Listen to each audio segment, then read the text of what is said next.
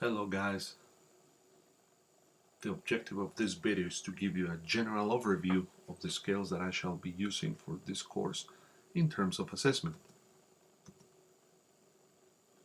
Examiners use the B1 level assessment scales to decide which marks to give candidates taking the B1 preliminary speaking test. Using the scales during classroom speaking practice tasks at CNBV Conversation Courses will help me to analyze your strengths and weaknesses when you do B1 preliminary speaking tasks, form an impression on how ready you are to take the speaking test, and give you professional assessment based on the descriptors for each criterion. In this way, I will provide you with clear guidelines which will allow you to benefit the most from such assessment. The B1 preliminary assessment scales are divided into 6 bands from 0 to 5, with 0 being the lowest and 5 being the highest. Descriptors for each criterion are provided for bands 1, 3, and 5 and indicate what a candidate is expected to demonstrate at each band. B1 PET is at level B1 of the Common European Framework of Reference, and the descriptors for band 3 and above generally indicate performance of at least B1 level. In the next slide, I will show you the chart that I will be using in order to give you assessment during this course. Please, when you have a chance, stop the video and read it very carefully. As you may notice, on the left you see the 6 bands I mentioned earlier from 0 to 5. Let's explore a little bit of what each one of the components, 4 components, include for band number 5. Grammar and vocabulary shows a good degree of simple grammatical forms and attempts some complex grammatical forms. Uses a range of appropriate vocabulary to give and exchange views on familiar topics. Discourse management produces extended stretches of language despite some hesitation. Contributions are relevant despite some repetition, and uses a range of cohesive devices. In terms of pronunciation, your performance is intelligible, intonation is generally appropriate, sentence and word stress is generally accurately placed, individual sounds are generally articulated clearly, and in terms of interactive communication, initiates and responds appropriately, and maintains and develops the interaction and negotiates towards an outcome with very little support.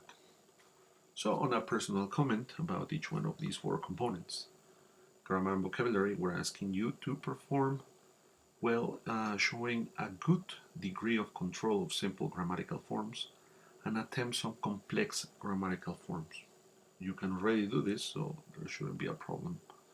In terms of vocabulary, we're asking you to show a range of appropriate vocabulary to give and exchange views on familiar situations. In this case, what we're asking you is to show that you can choose the appropriate vocabulary for every situation. That's mainly what we're asking you to do.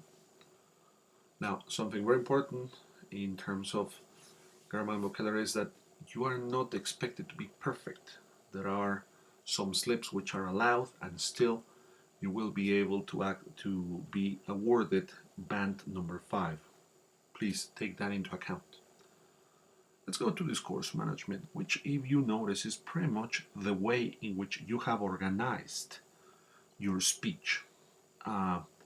You can show that you can produce extended stretches of language despite some hesitations. You can see hesitation is not to be a marker that keeps you from getting band 5.